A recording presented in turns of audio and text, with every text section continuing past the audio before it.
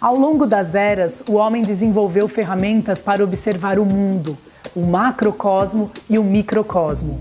Desenvolver ferramentas é uma das características que nos faz humanos.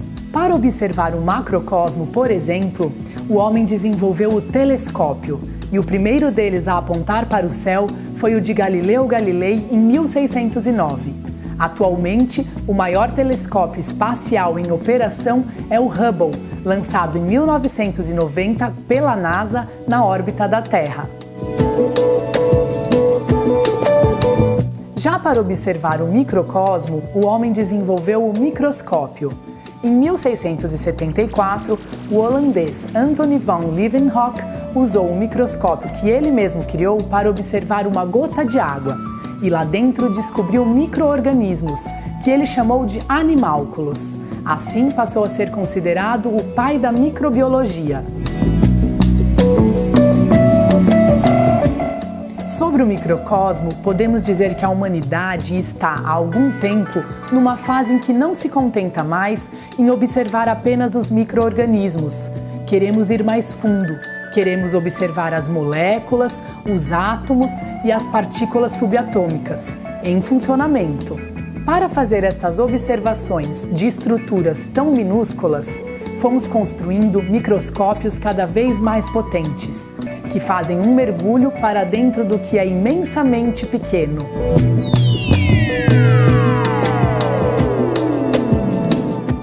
Atualmente, estes microscópios superpotentes são os aceleradores de partículas.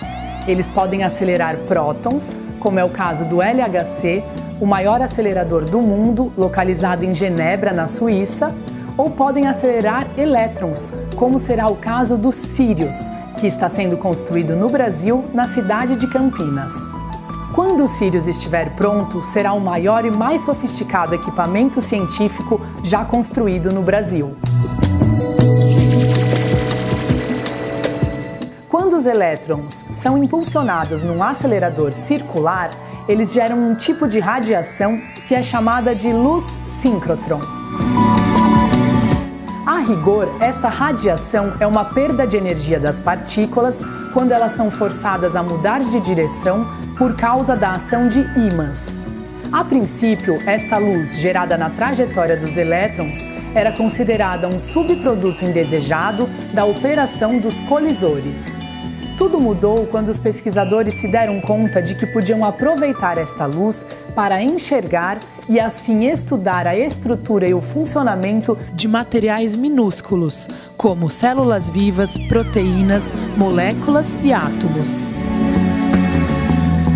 O acelerador tem como peça central um anel circular de 518 metros de circunferência, feito de uma liga metálica que mistura cobre e prata. Este anel é formado por um tubo que tem um raio de aproximadamente 3 centímetros. Ali dentro, os elétrons serão acelerados praticamente à velocidade da luz, ou seja, 300 mil quilômetros por segundo.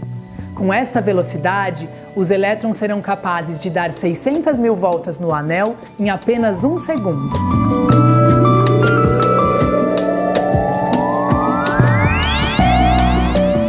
Para falar sobre esta máquina fantástica que pode revolucionar a ciência produzida no Brasil, eu fui conversar com o físico Antônio Roque da Silva, que é diretor do Laboratório Nacional de Luz Síncrotron e é também coordenador da construção deste novo equipamento, que de tão gigantesco lembra a construção de um estádio de futebol.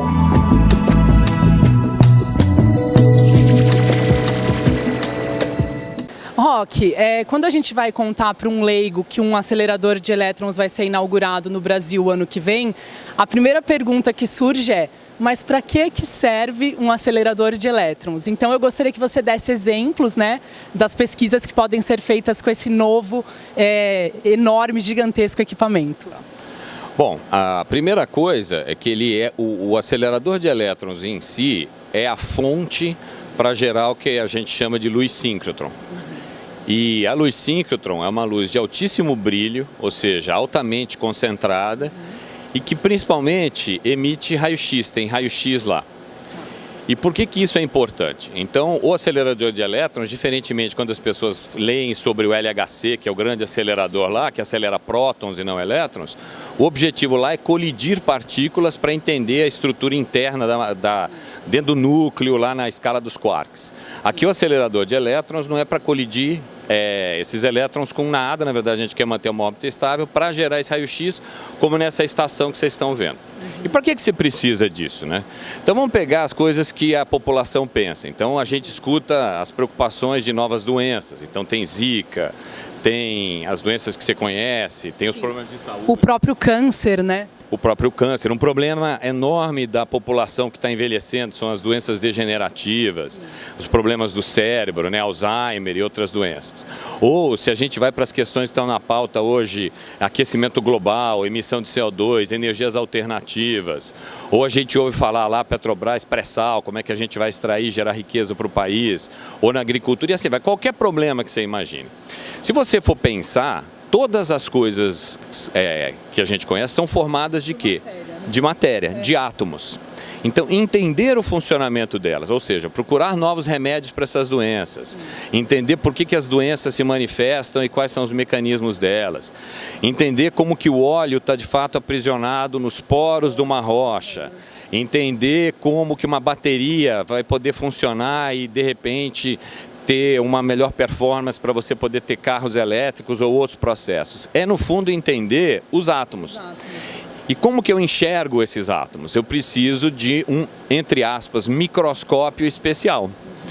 E para fazer isso, eu preciso desse grande acelerador de elétrons. Então ele é a grande fonte geradora desse raio-x que vai servir como um grande microscópio, entre aspas, que vai permitir enxergar nessa escala dos átomos. Sim, um microscópio ultrapotente, né? Exatamente, um microscópio ultrapotente. Sim. Eu assisti alguns vídeos também que falam sobre o funcionamento aqui do UVX, que é o acelerador que vai ser desativado quando o Sirius entrar, né, em operação. Me chamou a atenção uma pesquisa que eu ainda não sei se ela ainda está sendo desenvolvida ou se já acabou, de um pesquisador que está pesquisando a curcumina, né, que é a substância que vem da cúrcuma, que é anticancerígena, né? Isso. Tem esse pesquisador ainda pesquisa, ele faz parte do CNPEM. Então, um breve parênteses aqui, nós estamos no Laboratório Nacional de Luz Síncrotron, né? Esse é o acelerador atual, que é o UVX, como você falou, que é parte do complexo de laboratórios nacionais, que é o CNPEM, que é o Centro Nacional de Pesquisa em Energia e Materiais. E que tem uma área de nanotecnologia, que é uma parte super importante, de biociências e de pesquisa em bioetanol e energia alternativa. E esse pesquisador em particular está conectado ele já foi do LNLS, hoje ele está alocado no LN Nano, e ele faz pesquisa em nanopartículas que podem entregar de maneira mais eficiente drogas, como no caso curcumina, para tratamento de câncer. E ele precisa entender se o que ele constrói, projeta e constrói nas nanopartículas vai de fato fazer a ação. Isso. E para isso ele precisa dos grandes microscópios super potentes que estão aqui para poder enxergar. Roque, eu acho legal também acrescentar que, além de pesquisar todos os materiais existentes, como você falou, esse tipo de nova tecnologia que o Sirius traz, ela também leva o pesquisador para as fronteiras da ciência e pode pesquisar coisas que nós nem imaginamos hoje, né? Então a gente vai estar ali nas bordas, né, das descobertas. É muito legal. Eu comentei com você, eu assisti o documentário Particle Fever, né, que fala do LHC, que é o maior acelerador do mundo. Lá tem um físico que ele está fazendo uma palestra e ele cita o exemplo das ondas de rádio, né? Quando as ondas de rádio foram descobertas, elas nem eram chamadas de ondas de rádio, elas eram apenas mais uma radiação, porque eles nem sabiam, nem sonhavam em criar o rádio. Mas a partir de uma descoberta de uma nova radiação, se cria o rádio, que é um aparelho fantástico que hoje a gente utiliza aí o tempo inteiro. Então, pensando também que podemos adiantar as descobertas em vários ramos que já existem, mas inclusive podem ser inaugurados novos ramos, né? Coisas que os pesquisadores e a população nem sonham, né? Sim, isso é verdade. Quer dizer, boa parte se a gente for olhar hoje a tecnologia hoje que domina o mundo, a parte de informação, TI, que todo mundo usa, né, os celulares e toda a internet, ela nasce, por exemplo, de pesquisas lá de semicondutores que derivaram da descoberta da mecânica quântica. E quando as pessoas estavam descobrindo, inventando a mecânica quântica, ninguém tinha a noção de que iríamos chegar aqui. Então isso ocorre muito. Então vamos pegar um exemplo específico, né? Tem vários que eu poderia citar, mas uma das linhas de luz do Sirius, ela está sendo projetada para poder estudar a matéria no que a gente chama de condições extremas. Legal. Altíssimas pressões, altíssimas temperaturas e altíssimos campos magnéticos. Quando você vai, vamos dizer assim, estudar a matéria nessas condições, a gente não tem a menor ideia do que pode surgir. Você pode encontrar um novo material. Um exemplo, por exemplo, no começo do século passado, quando você conseguiu liquefazer o hélio, certo? Você conseguiu atingir temperaturas que antes eram impossíveis, era uma condição extrema. Sim. Quando você expôs certos materiais a essas temperaturas ultra baixas, você descobriu a supercondutividade, que é um novo estado e é a eletricidade fluindo sem resistência nenhuma. Então, quando você, por exemplo, vai para essas novas condições, você pode descobrir novas propriedades da matéria que a gente nem sabe que existe e que podem vir um dia a ser utilizadas. Então, você tem toda a razão. Certo? Fazer um parênteses aqui que tem a ver com o que você falou, eu queria abordar isso. Quando o Sirius for inaugurado no ano que vem, em 2018, ele vai ser inaugurado com 5 linhas de pesquisa, podendo chegar até 40, né? Essas linhas de pesquisa, a gente pode pôr umas imagens aí do UVX, que é o acelerador que já funciona, são linhas que saem pela tangente da circunferência e onde ficam os pesquisadores. Eu achei muito interessante também, vocês vão dar nomes a essas 5 linhas iniciais de árvores brasileiras ou de animais, né? Então vai ter a ema, vai ter ipê, vai ter manacá, cateretê e carnaúba. A que você citou é a EMA, né? Que é a Extreme Conditions X-Ray Methods of Analysis. Então, nessa EMA, nessa estação, é que vocês vão estar realmente nos limites, né? Em uma das áreas, isso. Explorando, por exemplo, a matéria nessas condições. Nas outras, por exemplo, o que tem um diferencial grande, acho que o Sirius vai trazer, que é uma tendência mundial? E eu uso como exemplo que as pessoas vão se relacionar exames médicos, certo? Os exames médicos, há algumas décadas atrás, era só você fazer uma imagem, por exemplo, com raio-x bidimensional. Você ia lá, fazia a sua chapa de raio-x. E aquela visão não te trazia, ela te trazia muita informação, óbvio, mas ela não conseguia te dar a disposição exata de onde as coisas estavam no corpo. Sim. Houve um avanço enorme quando você pôde começar a fazer tomografias, certo? Sim. Então hoje, quando você quer ter um exame mais detalhado, você faz um exame tomográfico. O Sirius vai ter o mesmo impacto em relação ao que a gente faz hoje, certo? O Sirius está sendo projetado para ter uma série de linhas dedicadas a imagens, então é como se eu pudesse fazer a tal da supermicroscopia lá, mas em 3D. Além de ser em 3D, eu vou poder fazer em condições reais de operação. Então vamos dizer que eu sou alguém da indústria e quero desenvolver um catalisador para fazer um processo industrial melhor. O que eu gostaria de fato é estudar esse catalisador na condição lá da indústria. Sim, em ação. Em ação, alta pressão, alta temperatura, em tempo real. E, se possível, olhar a variação dos compostos químicos, como é que eles estão mudando também ao longo do tempo. E ter uma imagem tridimensional daquilo em operação. É isso que o Sirius, de certa forma, está sendo projetado, certo? Então, as grandes questões que a gente hoje pensa, então eu falei, por exemplo, de baterias. Uma bateria de lítio, em última instância, são íons de lítio que estão se movendo em uma região de escala nanométrica, num material que tem diferentes escalas espaciais também, causando eventualmente deformações. E eu poderia gostar de enxergar esses íons se movendo espacialmente, numa imagem 3D, nas condições de operação, e acompanhar todos esses processos. Então é isso que o Sirius vai permitir. Ele vai abrir a possibilidade de que os pesquisadores do Brasil possam utilizá-lo para responder às suas perguntas no limite do que a imaginação hoje possibilita, certo? Ele vai estar de fato na fronteira do conhecimento. Nós estamos colocando o Brasil na fronteira do conhecimento. Legal. O UVX, que é esse acelerador que vai ser desativado quando o Sirius entrar em operação, ele tem certas características, o Sirius vai trazer aí novas características. Eu queria que você fizesse uma comparação entre esses dois aceleradores, o que nós vamos ganhar com o Sirius. Tá. Bom, uma primeira coisa é a mudança da energia do acelerador e que vai, como consequência, permitir que você tenha raio-x de mais alta energia. Por que isso é importante? Porque eu vou poder penetrar materiais muito mais espessos. Então, para eu estudar, por exemplo, no caso que eu citei do petróleo, eu vou poder estudar de fato um pedaço de rocha num tamanho muito mais real. Ou se eu for querer estudar tecidos humanos ou ossos, ou seja lá o que for, de materiais mais densos, eu vou poder estudar isso numa escala muito maior. Ou aços especiais para poder atender a indústria automobilística ou aeroespacial, eu vou poder penetrar. Então, uma primeira grande mudança é a escala de energia. Tá? A segunda mudança principal é esse tal do brilho que eu falei. Eu vou ter um ganho de ordens de grandeza no brilho. Ele vai permitir, portanto, fazer experimentos muito mais rápidos. Fazendo ele muito mais rápidos, eu vou poder acompanhar temporalmente reações químicas e processos que antes eu não conseguia acompanhar. É como se eu agora estivesse tendo o acesso a uma câmera de ultra alta velocidade.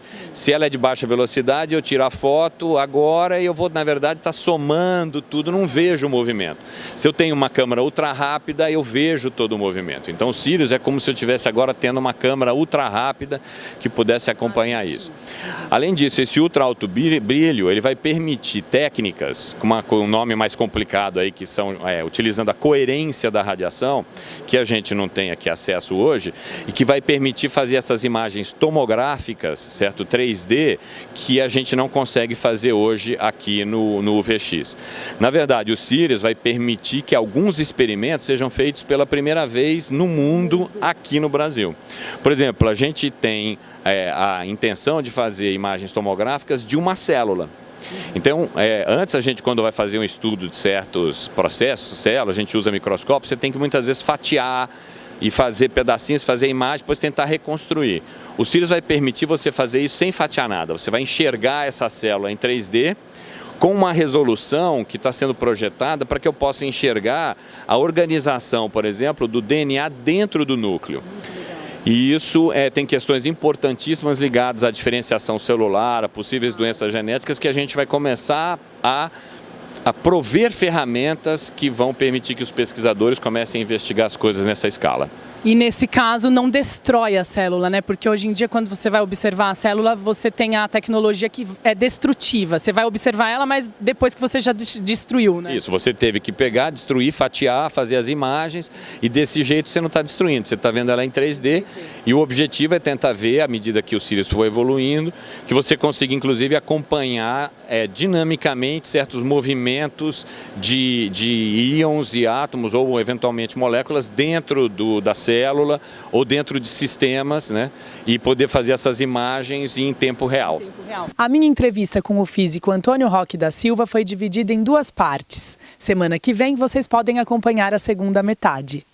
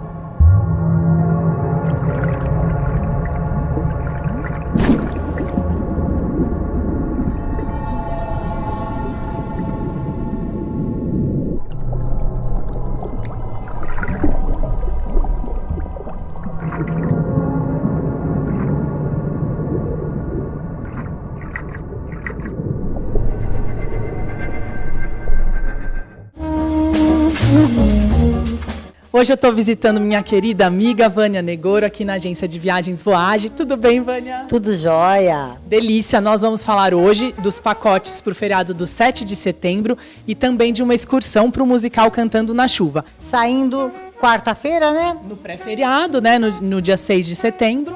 E voltando dia 10 de setembro, que é o domingão. Certo, então ficam 4 noites, né? Os 3 pacotes que nós vamos apresentar aqui são essas 4 noites. Isso mesmo. O primeiro, então, que a gente ainda tem lugar disponível, não muitos, mas se vocês ligarem aqui essa semana... Vai ter. Ainda tem. Porto de Galinhas, na pousada Radiance, por R$ 1.798 por pessoa em apartamento duplo. Legal. E isso inclui, então, a parte aérea e a hospedagem. Isso, a passagem aérea de volta, o traslado aeroporto, hotel, aeroporto, um city tour, um passeio por Porto de Galinhas, na vilinha, sim, né? Toda charmosa. Tudo charmosinho. E a hospedagem com café da manhã na pousada Radiance. Lembrando que esse é o preço por pessoa, em apartamento duplo, mais a taxa de embarque. R$ 1.798 em 10 vezes, sem juros e sem entrada. Muito legal. A próxima opção ainda vamos ficar no Nordeste, é para Fortaleza. Fortaleza, no Hotel Diogo Praia, também incluindo a passagem aérea de volta, o traslado aeroporto-hotel, hotel-aeroporto, um passeio pela cidade de Fortaleza e o preço por pessoa em apartamento duplo, R$ 1.768 mais a taxa de embarque. Tá, isso também pode ser dividido. 10 vezes sem juros e sem entrada. Legal, excelente preço. E a nossa outra opção aqui já é para o sul, lá para Camboriú, né? Também sai dia 6, volta dia 10, que inclui qual o preço? Também a passagem aérea de volta, traslado aeroporto, hotel, aeroporto, um passeio pela cidade e a hospedagem no Hotel Barra Sul com café da manhã. Legal. Preço por pessoa em apartamento duplo, R$ 1.298. É um pacote mais econômico e Camboriú é um lugar muito bonito, né? Muito bonito, muito agitado também, tem várias baladinhas, é muito legal. É mais econômico, mas tem uma vida noturna bem mais agitada, viu? Legal. E agora a gente passa para essa opção da excursão para o musical Cantando na Chuva, com a atriz famosíssima Cláudia Raia. Ela está contracenando com o marido dela, né? O marido na vida real, que é o Jarbas Homem de Melo. Os dois formam um par lindo. E a Voage está com uma excursão. Que dia que vocês vão fazer essa excursão? Então, é dia 23 de setembro, né? Aí eu pergunto para vocês, gente, comodidade, sai de Jundiaí com o ingresso na mão, não precisa se preocupar, onde eu vou estacionar o carro? Vou gastar com estacionamento. Posso beber à vontade. E na volta, em vez de ficar aqui na Voage, nós vamos levar porta a porta quem mora em Jundiaí. Todo mundo na porta de casa, isso é comodidade total. Isso, a gente espera entrar em casa, porque a previsão de chegada é 00:30, né? 1h. É de sábado para domingo, então assim, a pessoa pode dormir no domingo até mais tarde e tem essa comodidade toda. Legal, e o preço está excelente, vai ser R$ 175 por pessoa, incluindo o ônibus e o ingresso para assistir o musical, e pode ser dividido em 10 vezes sem juros, então não tem desculpa para não ir. 10 vezes sem juros no cartão, Visa ou Mastercard, e nem o próprio ingresso lá, sites de venda, não divide em 10. Aí eu te falo uma coisa, é a partir de 175. Por quê? Depende do lugar. Depende do lugar. Balcão Nobre A meia é 175. Aí tem frisa, tem plateia superior, tem plateia VIP. E uma coisa também que é super interessante, que aliás eu não sabia. A meia é pessoas acima de 60 anos, professores do estado, professores do município. Tem um monte de regras. Verifique que de repente você se encaixa na meia, né? Vai que, né? Vai que cola, né? Sim. Então, dá uma consultada aqui com a gente. Liga aqui pra gente. 4521-8800. Nosso site www.voage.com.br. Rua Professor Luiz Rosa, 179. A gente sempre tem o melhor plano de viagem para você. Venham tomar um café. com a gente aqui. Sim, e a gente sempre tá lindo, maravilhoso, esperando vocês. O lindo, maravilhoso também for vocês. Sim, mas... A gente sempre tá esperando vocês. E venha dançar na chuva, cantar na chuva, e tudo na chuva, tudo e fora da chuva, e no sol. E vem aqui com a gente. Vamos. Vai, sing it in the rain, just sing it in the rain. What a glorious feeling, I'm happy again. I'm laughing at clouds so dark up above. The sun's in my heart and I'm ready for love.